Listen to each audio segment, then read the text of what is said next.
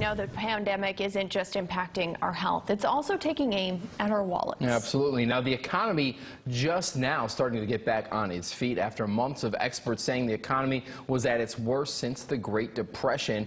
Millions out of work and businesses forced to do everything they can just to make sure they could survive the pandemic. And of course, that's leading to a new trend for businesses, big and small, increased prices to help balance the books. Now, paying for masks, plexiglass, and other pandemic-related precautions is costing businesses big time. Add to that the increased price in food costs, and you can find a hefty new line item on your bill. But one local deli is doing everything it can to make sure COVID-19 doesn't cost you any extra. 44 News reporter Valerie Lyons takes a look at the new low price promise.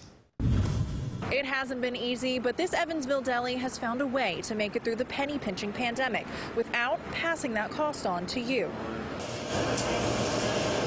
Slice by slice and month by month, this pandemic is shaving a little more from each of our pocketbooks. Restaurants and food providers across the country have taken a beating during COVID-19, with many having to gouge their prices to make up for increased product prices and limited capacities. But Old Time Deli and Meat Shop in Evansville made efforts to keep their prices down.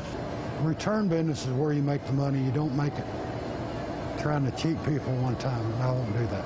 Owner Mike Holder says while he had to raise his prices at times, if the cost of meat went up too much, he simply wouldn't sell it, like over Memorial Day weekend when prices were at some of their highest. And I looked at my helper and I said, I'm not paying $7.70 a pound because I'd have to sell for over $10 a pound. You're not going to sell it. So we just decided to close down that week and do our spring cleaning and take the rest of the week off. And he says when supermarkets were struggling to keep the shelves stocked, he was able to meet those high demands. We had product because we ran after it twice a day.